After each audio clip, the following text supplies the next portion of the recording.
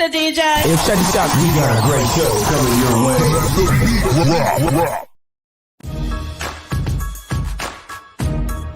From the ECSI Sports Studios, it's the Midday Market Report with Jeff Dawson.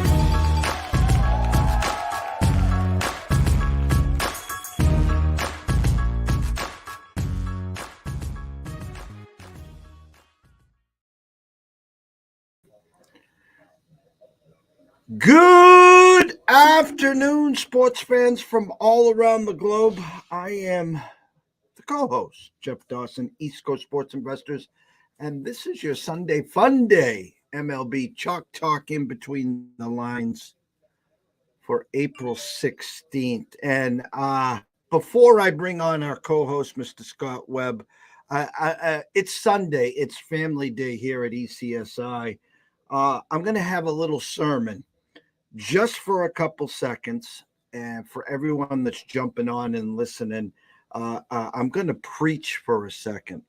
Why am I going to preach? Because ECSI is in the middle of the greatest epic run in our history of 8.5 years, and there's no one on social media that can duplicate what we are in the midst of. ECSI VIPs over the weekend, 2-1 on Friday, 4-1 yesterday, 3-0 on pizza and beer. We end the week plus 2.8 units. Congrats. Envelope Monday is less than 12 hours away. And for most of you that are not ECSI VIP members, you don't know what Envelope Monday is. Well, let me just give you what Envelope Monday is. It's a 7-day grind where you navigate the market on a day-to-day basis, and you formulate a way to A, obviously win, B, profit, and C, and most importantly, not to pay the man. And 99.9% of you guys are in the 3 E's. What are the 3 E's? Entertainment and ego. And the third E is the most important, and that's the education.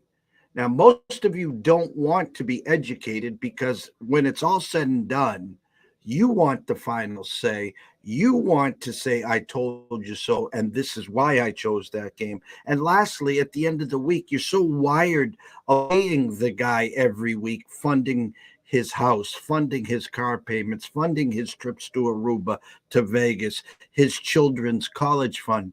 It's just entertainment for you. Well, in the last 21 weeks, and for people that don't know math, 21 weeks is 5 months and 1 week. 5 months and 1 week. ECSI now has had 16 Envelope Mondays, with 2 losing weeks and 3 washers and pushers. So let that simmer for a second. In the last 5 months and 1 week, we've had just 2 losing weeks. Now, I'm not here to preach. I'm not here to get the duck boats and parades. What I am here to do is tell everyone here watching and listening, wake up. Did anyone go to Starbucks today? Did anyone go to Dunkin' Donuts today? Did you go to a coffee shop, Cumberland Farms or whatever? $6 today. If you did, you can afford ECSI VIP. And it's for first time only. Okay? If you've been a member and you want to come back, DM me at EC Sports Invest. Send me an email at eastcoastsportsinvestors@gmail.com. For you guys that want to get proactive, go to our website, eastcoastsportsinvestors.com. Click at the top, plans and pricing. Scroll down. You'll see retail price. What we get is $375 a month. End of discussion. End of discussion. But if you want to get a peek behind the door and see what we're all about, click the first time buyer, the $99 a month. It's $3 a day. That's it. $3 a day. You're saving $276 retail. But you rather go into these long discount groups, okay, and be a part of the the degens, the drunken sailors, and laugh. Oh, I hit 8 out of 9 on my legged parlay, and I could have won $5,000. Whee! You're a part of the madness. Wake up! Their sermon's done. Second basket will be at the end of the day. Without further ado, let's bring him in, the one and only Mr. Scotty Webb. Good morning, sir. Morning, Jeff. It's Sunday, for God's sakes. That's a good day. You like to call it family day. I just think it's another day. It's another baseball day. My family is all this stuff. We like to say Sunday fun day. Shout Baseball. out to Connor. Shout out to TJ. Yes, it is baseball, especially this time of year. What's really attractive is, again, you get a full slate of baseball. You got the NBA playoffs starting, which, again, I'm not a huge fan of. Everyone here knows that. And lastly, NHL starts tomorrow. So you got your Rays, who we talked about on Friday. You lose 13 in a row. Once you lose the first one, you always come back against them in the second one. So now you've lost 2 in a row. The world is ending there, of course, kiddingly. But a lot to talk about as I walked in and set up the viewing lounge here in the studio. Mr. Stanton goes on the DL. I heard that. Just give everyone an update where you are, where you stand, any little nagging injuries that you're seeing, or anything at the top of the head that you want to talk about. Well, there's some breaking news out of Tampa. It's not the most significant thing in the world, but Wander Franco, who number 1 prospect a year ago, got hurt, didn't really play a whole lot last year. Living up to the billing so far. A lot of energy, a lot of good player. Slept on his shoulder wrong this morning, Jeff. Imagine that. Baseball players act like humans. So they took him out at shortstop. He's not going to play shortstop today. They're going to move Tyler Wall to shortstop.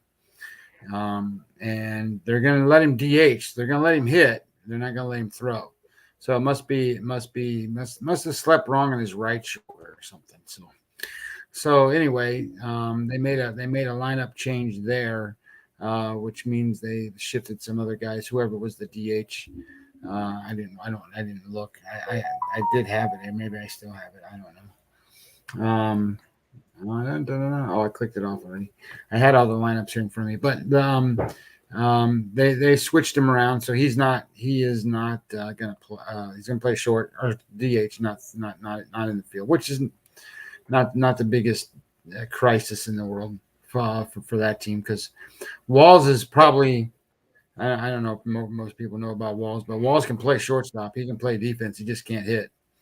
So, it is what it is with Tampa Bay, and it's interesting. So there's I guess the right way to say this is I'm not a big trends guy, but I am a big trends guy when there's logic behind it. I think we talked about this the other night.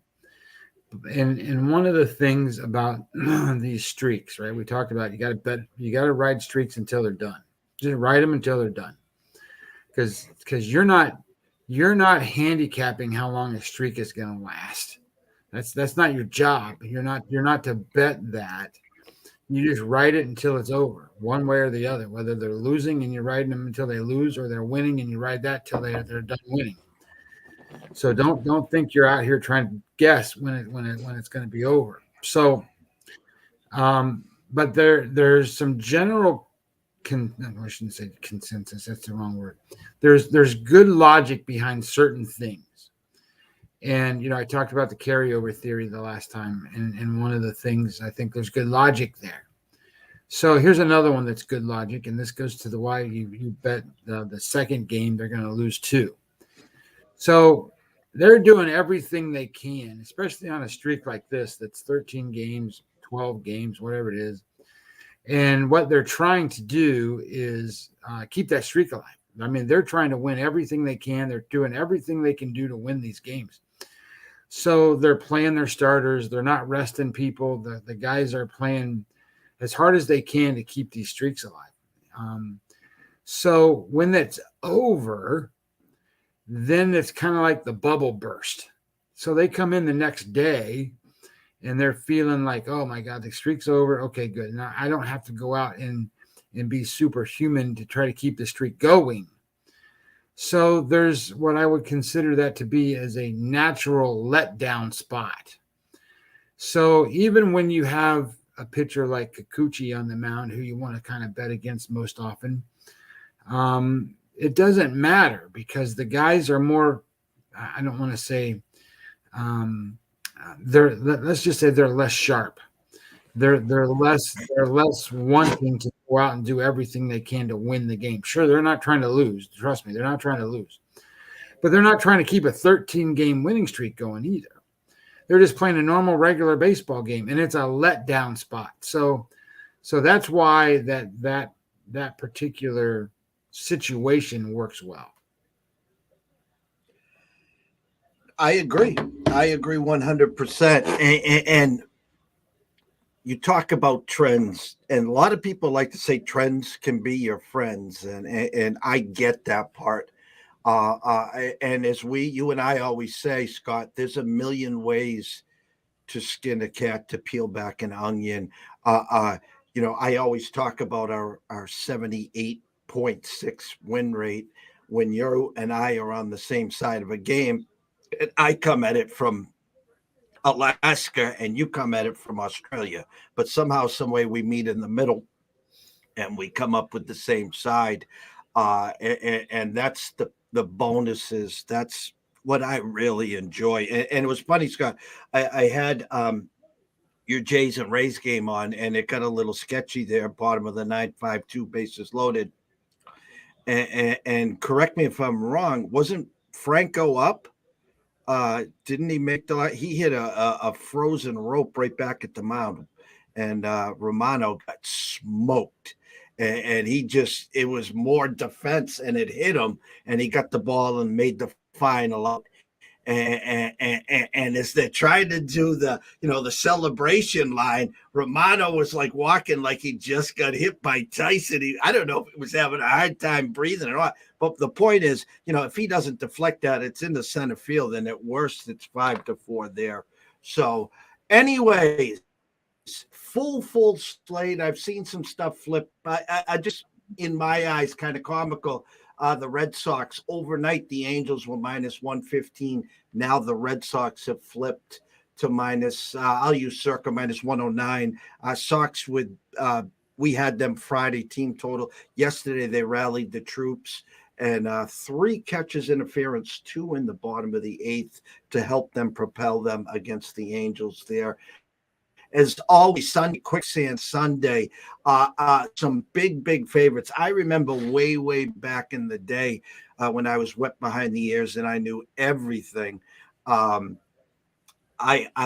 would come into Sunday, and then back then you would have the Pedro Martinez's, the Mike Musinas, the Randy Johnsons, and they were all at home. They're all minus 250, minus 300. And you had to figure, how am I going to get in there? Back then, I'd have a rat's ass. I'd have 3-team parlays. I'd have, it was comical. Now today, there's a couple of these big favorites that are going down today. We know that. You know that. Everyone knows that here. It is an absolute minefield. I like to say this. Our week's already complete. We do our action parlay, which everyone here that's an ECSI VIP, it will come after this show. Relax. Go grab a couple extra pancakes, a couple extra waffles. Speaking, you're all set. I got your back. Don't worry about that part. But again, you're looking at this board here, and you're like, just Phillies minus 175, Dodgers minus 200, Padres minus 165. Guardians 225. Oh, yes, it's Patrick Corbin Day. Roll them out. And it's, of course, Shane Bieber, too. I mean, Jesus. I mean, can you get a better matchup than that? Mets minus 210. The Mariners minus 300. The list is endless. Scotty, have some fun. I think that I think you're right. I mean, it's Sunday, right? It's one of those situations where, got to be careful. I made a list of all these players that don't play on Sunday. Not that it's the biggest thing in the world, because sometimes you can get away with certain things, and sometimes it's because you got a left-handed pitcher and stuff. But there's a lot of people that don't play on Sunday. Now that doesn't mean that you can't do a lot of things.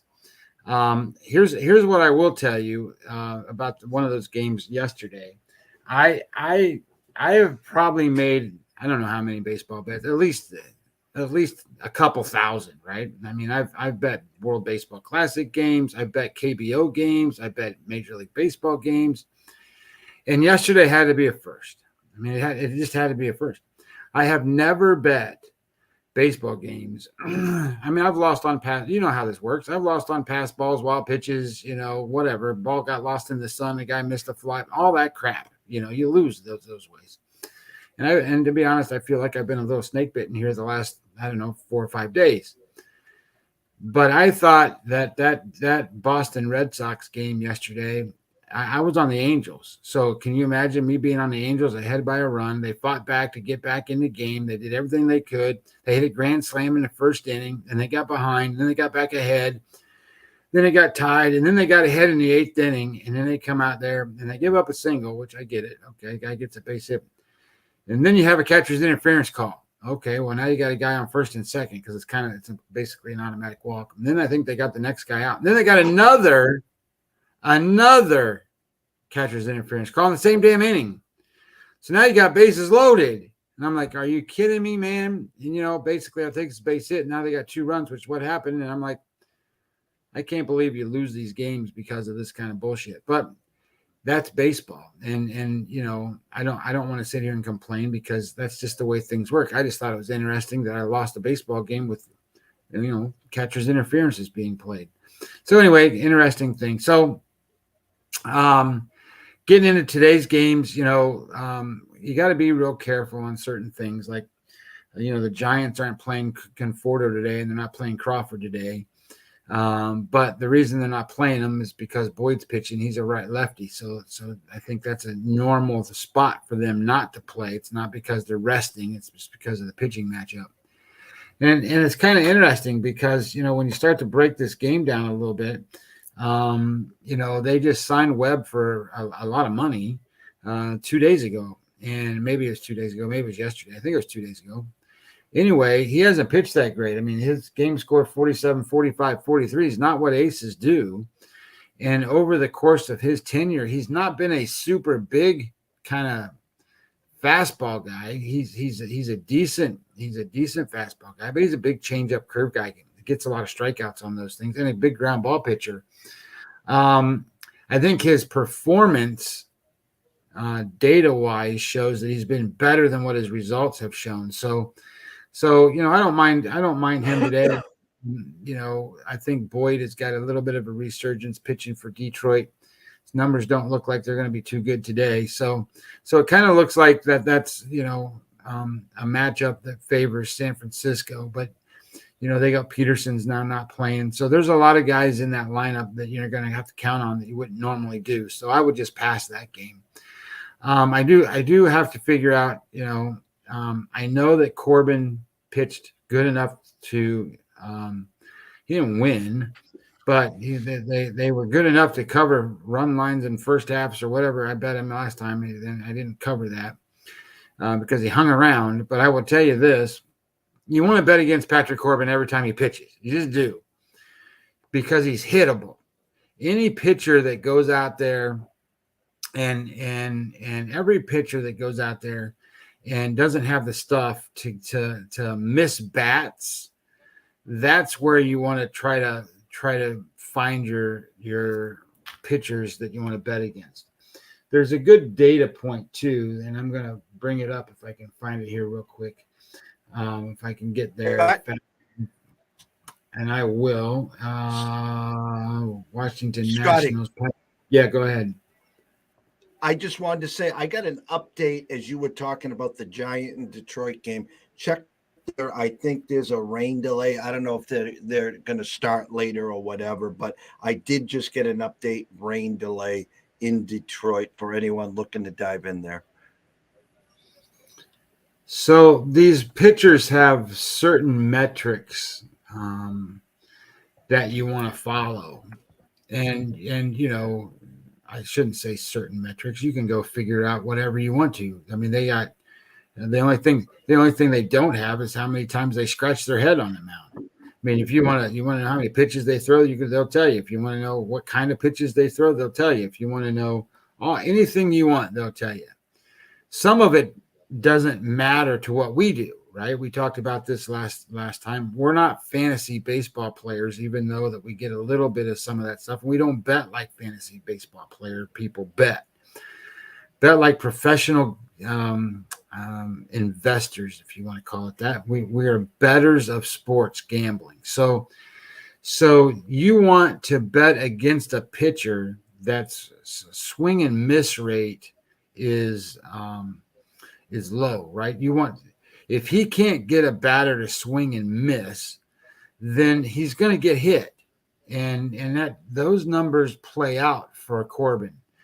So he doesn't throw hard enough, and his ball doesn't move enough, so he can't get out without reliant on the people that are out there. So if you got a team like the Guardians or a team like the Braves or a team like whoever that can move the ball around, they don't strike out, they hit the ball, they're going to hit the ball against him too. So you want to find a way to get in these games. So I found what I did with this game is Bieber's pitching today, and you know it's an away favorite, a bigger away favorite. So you know, away favorites on the run line haven't been terrible. So I bet it run line minus the 1.5, minus the 138. And the other thing that I don't mind, especially if I'm playing these run line favorites on the road, really it doesn't matter if it kind of matters on the road more than it does at home, is that you got to have a good bullpen, and Cleveland's got one of the best bullpens. So I'm good with that play and finding a way for them to scratch off some runs. That Angel and Red Sox game, basically I just skipped over it this time. I like the Angels again. I seem to always like the Angels now. That they can hit. Now they can't pitch worth a lick. So I think they got a good pitcher on the mound today. But one of the things that you're going to have to do if you like the Angels is you're going to have to start betting them first fives, because you can't rely on their bullpen. And the guy that was pitching yesterday that was part of, I shouldn't say he's part of the problem, he just couldn't get the guys out. Turpia was the guy's name. He had shoulder problem after the game, and now he probably was going to miss most of the season. And that's a bullpen that he's one of the better ones. So I don't know what that team's going to do, but if they want to really compete and try to catch the Astros, they're going to have to be in a position where their bullpen gets more solid. I mean, I don't mind them, especially in the first 5 innings or so, but that team on the backside, look out. The Minnesota Yankee game, I think, is an interesting matchup, because you got two guys that are going out there and pitching like crazy. Cole. You know, he's going to go out and strike out his guys, but, you know, he gives up the home run. Now, he hasn't done it too much so far this year, but it can happen. And then Pablo Lopez, guys, if you haven't seen Pablo Lopez, he's not Pablo Lopez of last year. Now, last year he pitched really well for the Marlins, and he's pitched really well for the Marlins. But his velocity is up 1.5 miles. He's throwing 95, 96, 97 miles an hour. And that all came through off-season driveline work, going to, those academies. And, you know, he's not the same guy. He's a better form of what he was, and he was really good before. I don't know if you recall back before Alcantara before he won the Cy Young last year. But Pablo Lopez was just as good, absolutely just as good the year before, and theoretically maybe even better. But as they went into last year, Pablo Lopez not quite as good. Sandy Alcantara wins the Cy Young Award, and then we move on, and you know, Pablo Lopez gets traded. Of course, the guy they traded him for is now, you know, hitting 500 for the Marlins, for God's sakes, Luis Ariz. Anyway, It's a kind of an interesting matchup. I tend to think it's going to be a pretty low scoring game. Giancarlo Stanton is now probably going to be out for, again, an extended period of time. Imagine that. He's got a hamstring problem. So they bring up one of their other guys that they like in Cabrera or whatever, and he's going to play outfield. So they got both of their top rookie prospect guys that they were trying to keep on the team. Now they're on the team. So Volpe's playing, and this kid's going to play. And if the kid's any good, that's going to make this team better, not worse. I mean, I get it. They're not going to hit the home runs from Stanton, but they might get more. They might have less strikeouts and more guys on base, but we'll see. That Tampa Bay game with Toronto, I think, is interesting because I was trying to find a way to get into that game. I like Tampa Bay today because I don't like Manoah. What I've seen from Manoah is really bad. He can't repeat his motion, so his delivery's off. Now, I mean, it's going to take some work to get back to where he needs to be, but his numbers are really bad. There's 30 pitchers today, 15 games, and when you grade them out by stuff, location, and pitching, which is what you can do now, of all of those grades, Patrick Corbin grades the worst. Alek Manoah ranks the second worst, if you can believe that or not. Alek Manoah, Jeff, when I were talking about as one of the biggest win guys we could think of last year, maybe even a possible Cy Young type candidate. A lot of people thought he was a Cy Young type candidate this season, but he is a far cry from that Alek Manoah right now. And the Rays can hit pretty much anybody. So I kind of like that matchup where you have McClanahan. It's going to go out there and throw, 96 to 100. And he's a lefty. And that means Varsho's not playing for Toronto today. Varsho's a good player. Doesn't mean that he's the greatest thing in the world, but he's a good player. But he's not going to play today. So that means they're a little weaker in their lineup. So kind of like the idea here that, you could get in on the Rays. Now, I priced it at 125. When I looked at it, it was 135. Then it went up to 137. I thought it came back down to maybe 131. I don't know where it is right this second, Jeff. Maybe you can help me out. But if you around 125 or less, I think you're in a pretty good spot there. 131 right now at circa. I'm seeing it as low as 127. Penny's got it at 126. So there looks like the next move is the little money trickling in on Toronto here. I do want to bring up Manoah for a second. Watching him this week against the Tigers and his first home start, and first inning 11 pitches, 1, 2, 3. Second inning over 40 pitches. Gave up 3 runs. Kiermaier robbed someone of a solo shot. Should have been 4 runs. Left the bases loaded. He cannot throw a slider for a strike against the righties. It's literally landing halfway in the lefty's batter's box. He's got a gut that looks like a Friday night softball guy hanging over his belt. Every time he throws a pitch, he's grabbing at his shirt because it's too tight. I mean, he is the version of David Wells, and he couldn't even sniff David Wells's jock right now. He can his weight. And then this is a young guy with so much promise that, and someone better grab him between the ears and say, hey, kid, you need to wake up. Eat yourself MLB. Yeah, I think that watching him pitch, and maybe it's an attitude thing, maybe it's a whatever. He wasn't in the best of shape a year ago, but I don't remember him being looking like he does today. I mean, I know he was heavier set, but that doesn't, Jeff, he had months where his earned run average was 1 point something or very low 2s. And his first 3 starts have all been bad, all of them. His game score, it was 37, and then he threw a 76 and then a 15. So 2 of the 3 have been terrible. I said all of them bad, but maybe he got away with one. But his numbers don't look good. He looks really bad. So if you can get in on the Rays, you know what? Another thought here is you can get plus money on the Rays on the run line today.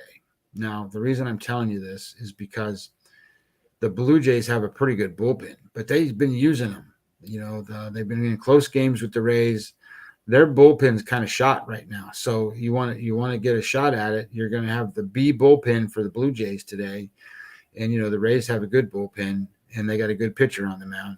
So it's just food for thought. Sprinkle some money on maybe even a run line with the Rays as just something to consider. Anyway, so I'm not on that one, but I do like this one, the Arizona-Miami game. We talked about streaks. Miami has won 4 straight games, and Luis Ariz didn't play in 2 of them. Soler didn't play. So some of their star players haven't even been in there. Well, they're in there today.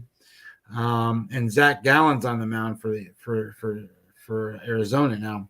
Zach Gallen, he's obviously somebody that you don't want to sit there and go, hey, he's the greatest. He's going to go out there and be bad. But I will tell you, he had a great game last time out. He threw 10 strikeouts. So that's what everybody remembers. His 2 previous starts were game score 37, game score 43. So if you remember the last time that Alcantara pitched, he gave up like 9 runs. Some stupid number. Yeah. You think he's going to do that today? No. So today's the day that you have that reversal matchup where you got Miami going to have probably the best pitcher pitching today out there throwing against a team in Arizona. And Arizona doesn't have Gurriel Jr. playing today, nor Marte, nor Moreno, the catcher. So I like it, and I bet Miami today. I think I got them. I don't remember, minus 126. It might have trickled up since then, but if you can get Alcantara at home at minus 120 something, I think you're in good shape. Earlier this week, Gallen was at home, and hold on one second. Let me go back on the sheet here for a second. It was early in the week. Of course, I can't find it. I don't want to bore people here. There it was, Monday night. Braves and D-backs.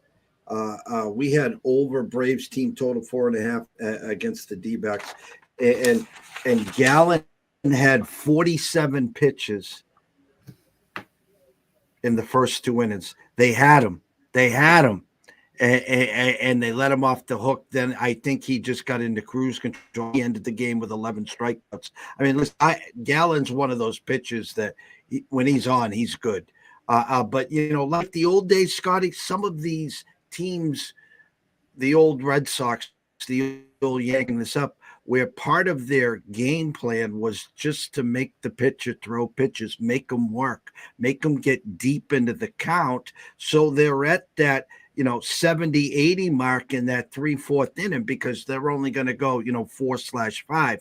When you get in, get out, 10, 11 pitch innings, these guys can get stretched out to that 6th, 7th inning and shorten the game. So it's stuck in my head here that they had Gallen on the ropes, and then they just got up there in the 3rd, 4th, 5th, 6th inning, free swinging, and he cruised. Well, there's not many times I'm going to tell you to be on Miami, and I'll tell you to be on them in unders a lot because they don't score many runs. But when they're winning, you want to ride them. So I'm riding them. So I'm on Miami. And we'll see what happens in that game. And I don't think Gallen has – and I don't – I'm not discrediting what Arizona's done. I'm just saying that I think that it's a good spot for Alcantara to be good today. That Phillies and Cincinnati game, I mean, I don't think anybody wants to get anybody out in that series. They just keep scoring runs and scoring runs and scoring runs, whether one-sided or not. One time it might be 13-2 Philadelphia, and then the next day it's 13-5 Cincinnati. It's kind of the way it's been working. Nola has not been good either. So what I'm going to tell you is that his performance has been better statistically and data wise than his outcome. So I like Nola today. I don't like Sessa today. Now Sessa has had some experience hitting against some of these hitters that he's going to face today, and they beat him up. So I like the idea that you can get the Phillies and figure out how to bet them. Now, I don't want to bet the Phillies to win because the Phillies bullpens, I don't know. They made it to the World Series last year, and then their bullpen comes in, and they got 80 million guys coming out throwing 100 miles an hour. But right now, they're not doing very well at all. So I played it as a team total first half over 2.5. I think they get to Sessa. I think they beat him up pretty good. I got it at -130. I'm willing to risk that to bet, that your Turners and Schwarbers and Castellanos and those guys are going to get to Luis Sessa and score more than 2.5 runs. So that's how I played that one. The Baltimore and White Sox game, it's another one that caught me yesterday.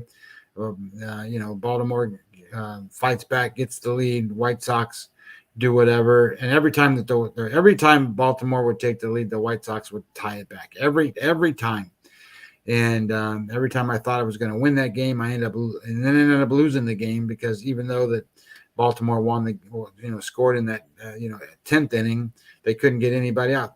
And that's part of why I tell you to handicap the bullpen. You need to know who's available. And the closer for Baltimore yesterday was not available, so he is available today, and that makes a difference. I'm not playing today's game. Rodriguez has been good. Grayson Rodriguez has been good, but he's facing Dylan Cease, man. Dylan Cease is a different animal out there. Now, there's times when Dylan Cease goes out there and he can't throw a strike. But when he can throw a strike, which has been the majority of this season, even though his walk rate's a little high, I expect him to pitch well, and I expect Grayson Rodriguez to pitch well. But the White Sox, can you imagine this team if they would get Moncada to be healthy and play, and they're missing Tim Anderson, and if these couple of guys could actually, they could get it to going, and if they could do anything with their bullpen, because they got a terrible bullpen. If you like White Sox, you only be playing them, first 5. If you like Baltimore on any game, you can play them anytime you want because they battle hard and fight hard every single game they play. But I'm not going to play them today just because Grayson Rodriguez has had some command issues. He doesn't statistically show like he's got a whole bunch of them. And he's also been hit a little bit. So I could see the White Sox doing enough to stay ahead or get ahead. And, you got Cease going on and, having all kinds of crazy stuff happening. So I could see this as being somewhere where I don't want to get involved. So that's one I'm going to pass on. I do like the next one. And we talked about this a little bit as far as having guys that are hittable. And that's what Zach Greinke is. And if you're going to have Zach Greinke pitch against teams that can hit, I think you're in trouble. And of all the teams that are out there, the Braves can hit every single damn one of them. So I don't mind paying whatever you got to pay for the Braves. Now I paid them in the first 5 innings minus a half a run. It's only -113. And that's because Kyle Wright's pitching. And Kyle Wright didn't do so well his first time out. Kyle Wright's not off of an injury. He had a slow problem in spring training, and they were kind of babying him through. He threw 3 innings his last time out. Didn't throw that great. I expect him to pitch better. He's always had great stuff, but there's been times where he can't get the ball over. He's a walk machine sometimes. But the Braves have a good bullpen. They also have guys that can hit. Zach Greinke can get people out if he puts the ball in the right spot, and they play good defense behind him. But they're going to have to do that a lot today. So I like the Braves in this matchup. The interesting one to me is I still like Pittsburgh, man. This team has been fun. This team finds a way to battle. They play hard. And you see the Cardinals, and they go out and they seem to go through the motions. Their offense is as good as anybody's offense, but they're not doing it right now. And, Mitch Keller's another guy that went to school, if you want to call it that.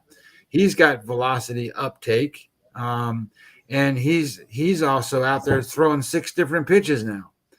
Now, if he can figure out how to keep them for strikes, this kid's going to be pretty good this year.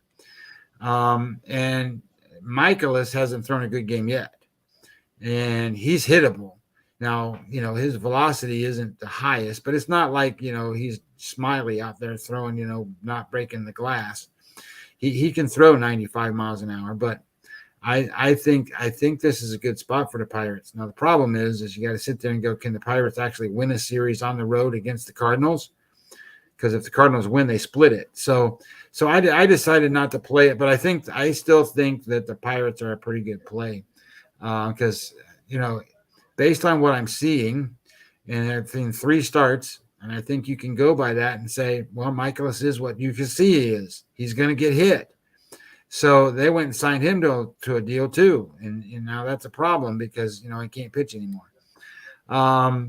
You got Butto is going to pitch against Buto, whatever his name is. I don't know how to pronounce it. Buto.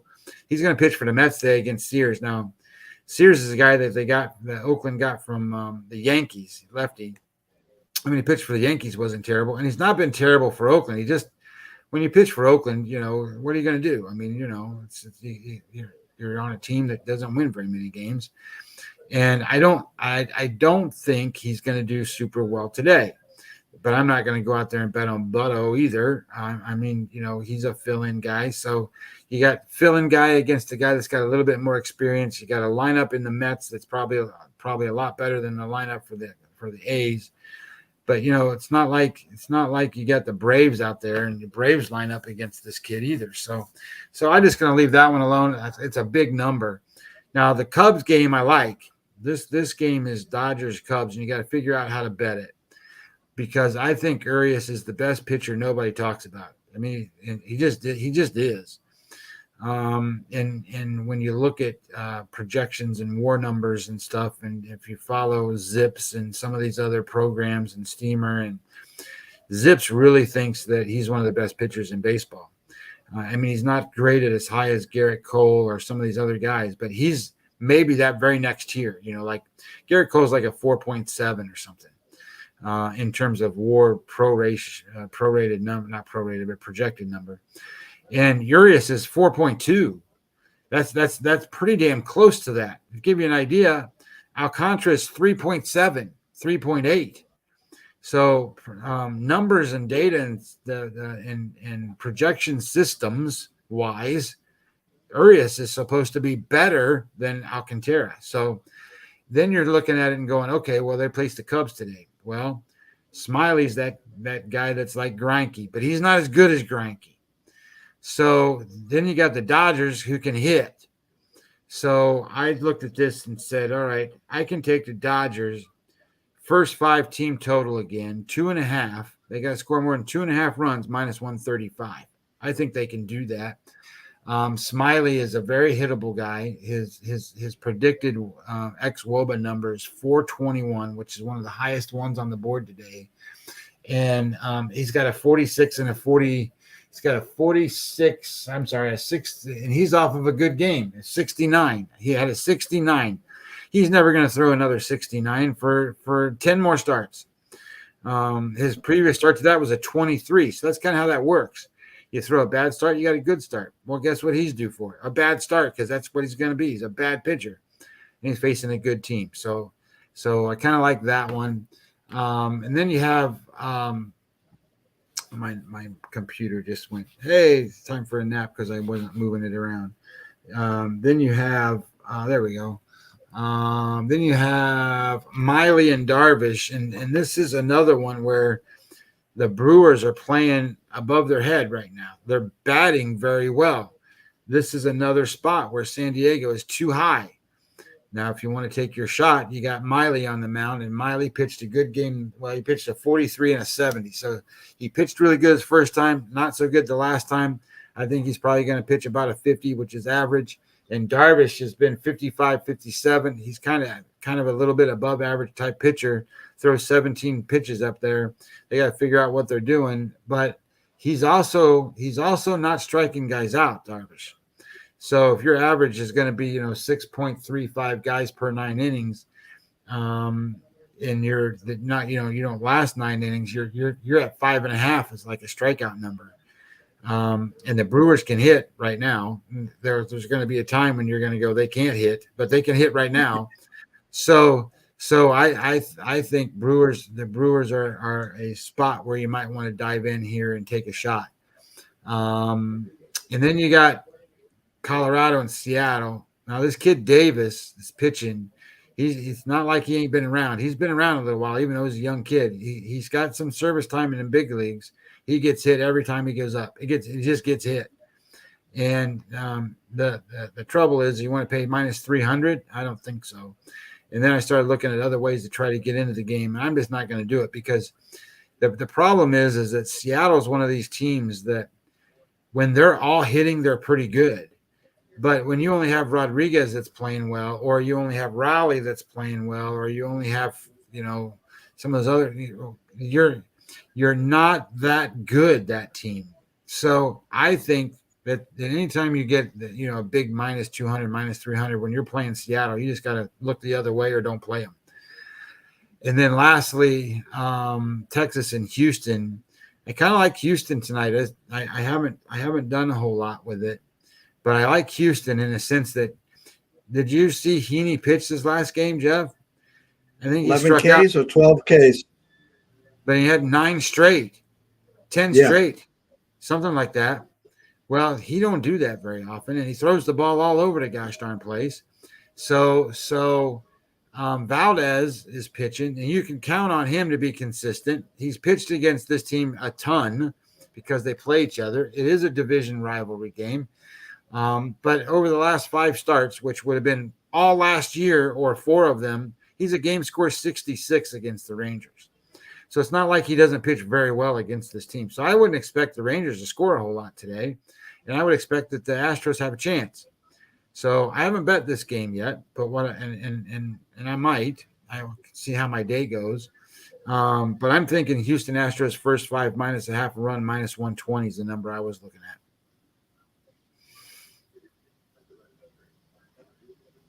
Great breakdown. I love the way you chop this thing up. Again, Sunday's Sunday fun day, but it is Landmine City.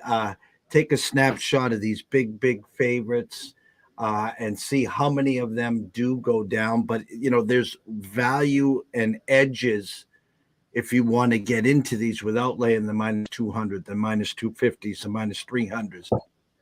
If you want to look at first 5, you want to look at team totals. There's ways to extract favorites and big favorites and still get plus money.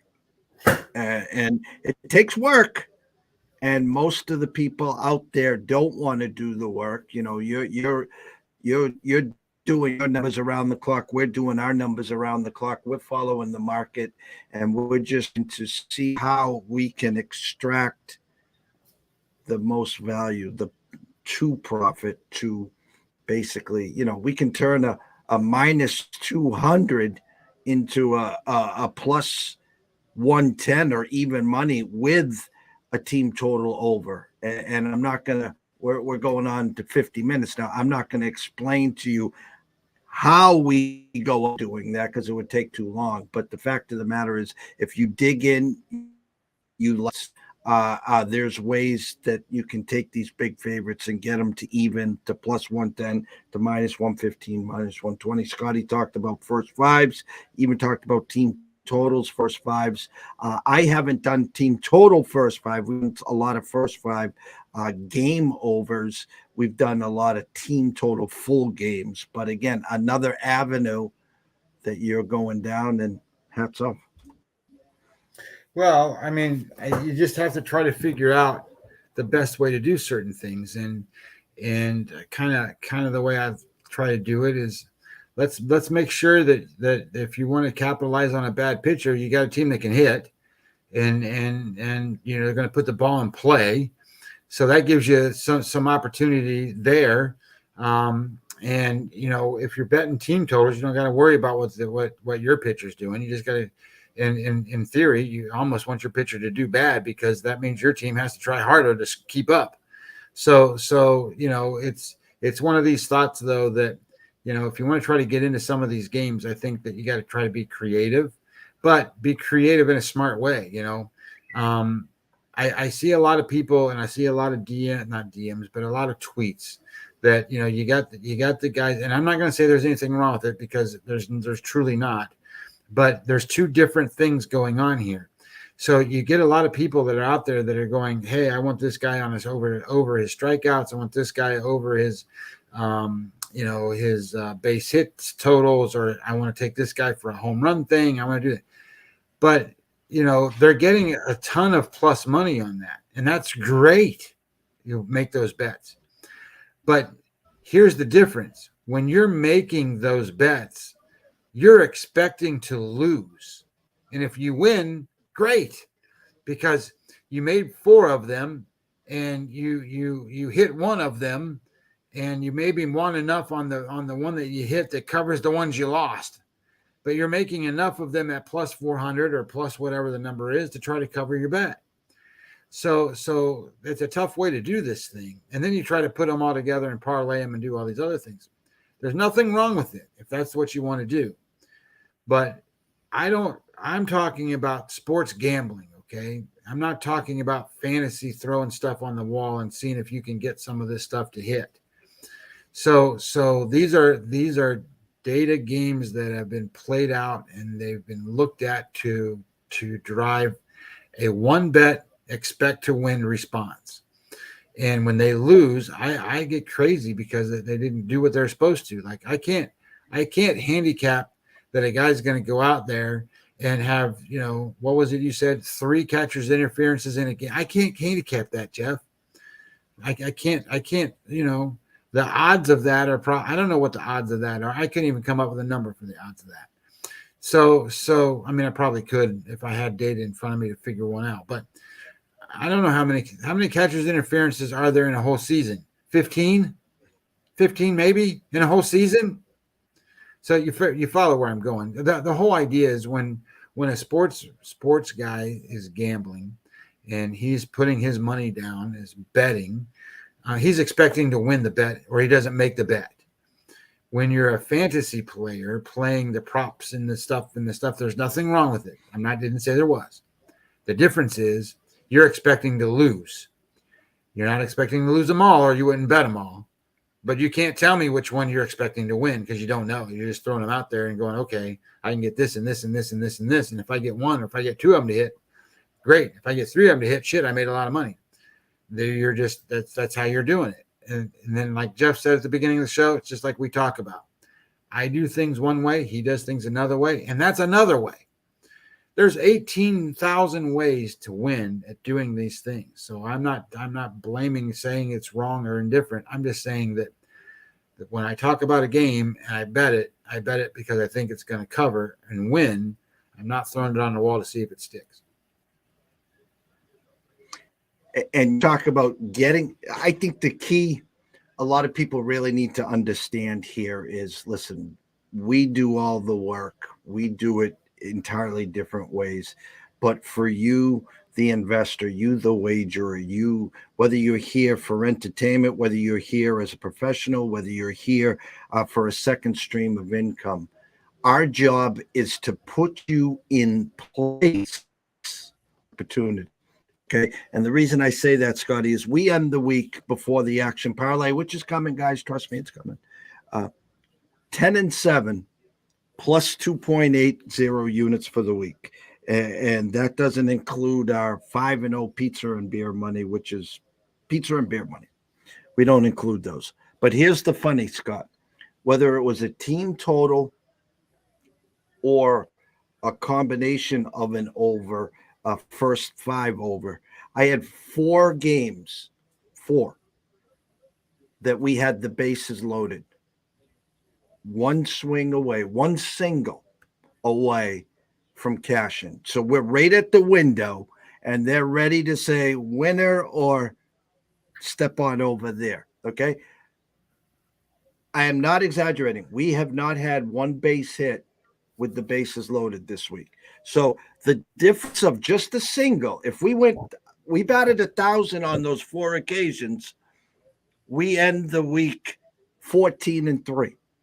If we batted 500, we end the week 12-5. Me 333. Give me a swing at the Hall of Ofa. And as you talk catches interference, I'm talking bases loaded. And every time the bases are loaded, I'm trying to stay positive. I'm like, okay, how are we not going to get a hit here? And it's just comical because a lot of people just get the plays, they set them and forget them. But for the true fanatics, that whether it's on my phone, whether it's on our 3 TVs at the office, whether it's on direct TV and you got 8 games going, however you watch these games, there is so much of the kick in the you-know-what. And as they witnessed the 3 catches interferences. Yeah, it's interesting. So here's some late breaking news for you. We always talk about prospects and different things. So if you've been watching the Mets, I've been watching the Mets because I've been playing them a little bit. I don't like the Mets. Sorry, TJ. And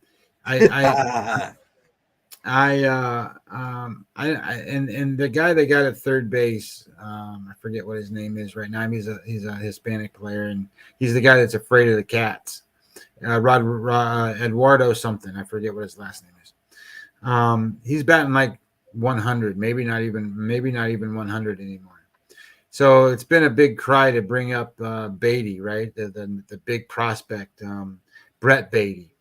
And he's like, there you go. Thanks, Escobar.